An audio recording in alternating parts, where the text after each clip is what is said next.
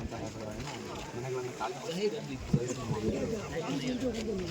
ಏನು ಕಳೆದ ತಿಂಗಳು 21ನೇ ತಾರೀಕು ಏನು ಕೋಗಿಲುವಲ್ಲಿ 187 ಮನೆಗಳನ್ನು ಬೆಳಗಿನ ಜಾವ 4 ಗಂಟೆಗೆ JCB ತಂದು ಹೊಡೆದಾಕಿದ್ರು. ಅಮಾನವೀಯವಾಗಿ ಯಾವುದೇ ಕಾನೂನು ಪ್ರಕ್ರಿಯೆ ಮಾಡದೆ, ಅದೇ ರೀತಿ ತಣಿಸಂದ್ರದಲ್ಲೂ ಕೂಡ ಯಾವುದೇ ಕಾನೂನು ಪ್ರಕ್ರಿಯೆಯನ್ನು ಮಾಡದೆ ಸುಪ್ರೀಂ ಕೋರ್ಟ್ನ ನಿರ್ದೇಶನಗಳನ್ನು ಪಾಲಿಸದೆ ಏಕಾಏಕಿ ಬಂದು ಬೆಳಗಿನ ಜಾವ 6 ಗಂಟೆಗೆ ಈ ಮನೆಯನ್ನು ಹೊಡೆದಿರ್ತಂದು ಇದು ಅಮಾನವೀಯವಾದದ್ದು. ನೋಡಿ, ಯಾವುದೇ ಸರ್ಕಾರದ ಜಮೀನು ಇರ್ಬೋದು ಅಥವಾ BDA ಜಮೀನು ಇರ್ಬೋದು, ನೀವು ಅದನ್ನು ಒತ್ತುವರಿ ಆಗಿದ್ದರೆ ವಶಪಡಿಸ್ಕೊಳ್ಳೋಕ್ಕಾದ್ರೆ ಅದಕ್ಕೆ ಆದಂಥ ಒಂದು ಕಾನೂನು ರೀತಿ ಇದೆ. ಕಾನೂನಿನ ಪ್ರಕಾರ ನೀವು ಎಲ್ಲ ಪ್ರಕ್ರಿಯೆಗಳನ್ನು ಮುಗಿಸ್ಬೇಕು. ಯಾವುದೇ ಕಾನೂನು ಪ್ರಕ್ರಿಯೆ ಮಾಡದೆ ಈ ರೀತಿ ಮಾಡ್ತಾ ಇರೋದು ತಪ್ಪು. ಇಲ್ಲಿ ನಿವಾಸಿಗಳು ಬಹುಶಃ ನೀವು ಮಾತಾಡ್ಸಿರ್ಬೋದು, ಅವ್ರ ಹತ್ರ ಈ ಖಾತಾ ಇದೆ, ಅವ್ರ ಹತ್ರ ಈ ಸೊತ್ತಿದೆ, ಅದಕ್ಕೆ ಬೇಕಾದಂಥ ಅಂದರೆ ಸೇಲ್ ಡೀಡ್ಗಳಿದ್ದಾವೆ. ಇಲ್ಲಿ ನೋಡಿ, ಇದು BDA ಸೊತ್ತು ಅಂತ ಹೇಳ್ತಾರೆ. ಇಲ್ಲಿ BBMP ಅವರು ರಸ್ತೆ ಮಾಡಿದ್ದಾರೆ, ಎಲೆಕ್ಟ್ರಿಸಿಟಿ ಕೊಟ್ಟಿದ್ದಾರೆ, ಎಲ್ಲ ಫೆಸಿಲಿಟಿ ಕೊಟ್ಟಿದ್ದಾರೆ.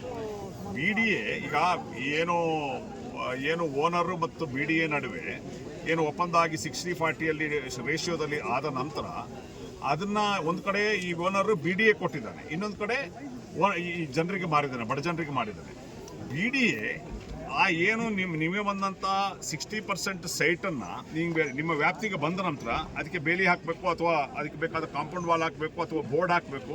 ನಿಮ್ಮ ಪ್ರಾಪರ್ಟಿನ ನೀವು ರಕ್ಷಿಸ್ಕೊಳ್ಳೋದಿಲ್ಲ. 10 ವರ್ಷ 15 ವರ್ಷ ಕಳೆದು BDA ಅಕ್ವಿಷನ್ ಏನು ಹೇಳ್ತದೆ, ನೀವು ಅಕ್ವಿಸಿಷನ್ ಮಾಡಿದ ನಂತರ 5 ಇಯರ್ಸಲ್ಲಿ ಅದನ್ನು ಯುಟಿಲೈಸೇಷನ್ ಮಾಡಬೇಕು ಅಂತ ಹೇಳ್ತದೆ. ಇದನ್ನು ಯಾವುದೂ ಮಾಡದಲೇ ಅಮಾಯಕರು, ಬಡವರು, ಗೊತ್ತಿಲ್ಲದೆ ಇರೋರು, ತಿಳುವಳಿಕೆ ಇದ್ದವರು ಈ ರೀತಿ ಪ್ರಾಪರ್ಟಿ ತಗೊಂಡು ಖರೀದಿ ಮಾಡಿದ್ದವರನ್ನು ನೀವು ಯಾವುದೇ ಲೀಗಲ್ ಪ್ರೊಸೆಸ್ ಮಾಡ್ತಾ ಇರೋಂಥದ್ದು ಅತ್ಯಂತ ಖಂಡನೀಯ. ಸರ್ಕಾರ ಈ ಬಗ್ಗೆ ಮಾನವೀಯತೆಯಿಂದ ವರ್ತಿಸಬೇಕು. ನಾನು ಕೇಳುವಂಥದ್ದು ಏನು AT ರಾಮಸ್ವಾಮಿ ಅವರವರದಲ್ಲಿ ಬೆಂಗಳೂರಲ್ಲಿ 18,000 ಎಕರೆ ಏನು ಒತ್ತುವರಿಯಾಗಿದೆ ಅಥವಾ ಕಬಳಿಸಿದ್ದಾರೆ ಅಂತಿದೆ. ದೊಡ್ಡ ರಾಜಕಾರಣಿಗಳು, ದೊಡ್ಡ ಶ್ರೀಮಂತರು, ದೊಡ್ಡ ಬಿಲ್ಡರ್ ಮಾಡಿದ್ರಲ್ಲ, ಅವರ ಮನೆಗೆ ಯಾಕೆ ಬುಲ್ಡೋಸರ್ ಹೋಗೋದಿಲ್ಲ? ಬಡವರ ಮನೆಗೆ, ಅದ್ರೂ ವಿಶೇಷವಾಗಿ ಮುಸಲ್ಮಾನರ ಮನೆಗೆ ಮಾತ್ರ ಸಿದ್ದರಾಮಯ್ಯ ಬುಲ್ಡೋಸರ್ ಹೋಗೋದಾ? ನಾನು ಕೇಳ್ತೀನಿ ಮಾನ್ಯ ಸಿದ್ದರಾಮಯ್ಯ ಅವರಿಗೆ, ಬಡವರ ಮನೆಗೆ, ಮುಸಲ್ಮಾನರ ಮನೆಗೆ, ದಲಿತರ ಮನೆಗೆ ಮಾತ್ರ ಸಿದ್ದರಾಮಯ್ಯ ಅವರ ಬುಲ್ಡೋಸರ್ ಹೋಗ್ತದಾ? ದೊಡ್ಡ ಬಿಲ್ಡರ್ಸು, ದೊಡ್ಡ ರಾಜಕಾರಣಿಗಳು, ಅವ್ರ ಮನೆಗೆ ನಿಮ್ಮ ಬುಲ್ಡೋಸರ್ ಹೋಗೋದಿಲ್ವಾ? ಸರಿಕಲ್ಲೇ ಕೆಲವು ಕುಟುಂಬಗಳಲ್ಲೇ ಸ್ಥಳವನ್ನು ಖಾಲಿ ಮಾಡಿದ್ದಾರೆ. ಕೆಲವು ಕುಟುಂಬಗಳು ಇಲ್ಲೇ ಏನಾದ್ರು ನಮಗೆ ನ್ಯಾಯ ಸಿಗಬೇಕು ಅಂತ ಕಾಯ್ತಾರೆ. ಸೊ ಹೋದಂಥ ಕುಟುಂಬಗಳಿಗೆ ನಮ್ಮ ಮಾತಾಡೋದನ್ನು ನೋಡಿ, ನಾವೇನಂಥದ್ದು ನಿಮಗೆ ಅನ್ಯಾಯ ಆಗಿದೆ.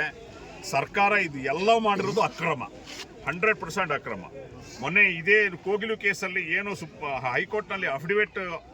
ಹೈಕೋರ್ಟ್ನಲ್ಲಿ ಪಿಟಿಷನ್ಗೆ ಏನು ಅಡ್ವೊಕೇಟ್ ಜನರಲ್ ಬಂದು ಏನು ಹೇಳಿದ್ದಾರೆ, ಇವರಿಗೆ ಎಲ್ರಿಗೂ ಕೂಡ ನಾವು ಫುಡ್ ಕೊಡ್ತಾ ಇದ್ದೀವಿ, ಎಲ್ರಿಗೂ ಕೂಡ ನಾವು ಶೆಲ್ಟರ್ ಕೊಡ್ತಾ ಇದ್ದೀವಿ, ಎಲ್ರಿಗೂ ಕೂಡ ಔಷಧೋಪಚಾರ ಕೊಡ್ತಾ ಇದ್ದೀವಿ, ಇಂದಿರಾ ಕ್ಯಾಂಟೀನಲ್ಲಿ ನಾವು ಫುಡ್ ಕೊಡ್ತಾ ಇದ್ದೀವಿ. ಎಲ್ಲಿ ಕೊಡ್ತಾ ಇದ್ದೀರಿ ಇಂದಿರಾ ಕ್ಯಾಂಟೀನಲ್ಲಿ ಫುಡ್ಡು? ಇಂದಿರಾ ಕ್ಯಾಂಟೀನಲ್ಲಿ ಹೋದರೆ, ಅಲ್ಲಿ ಕೋಗಿಲು ನಿವಾಸಿಗಳು ಹೋದರೆ ಅಲ್ಲಿ ಫುಡ್ ಇಲ್ಲ ಅಂತ ಹೇಳ್ತಾರಂತೆ.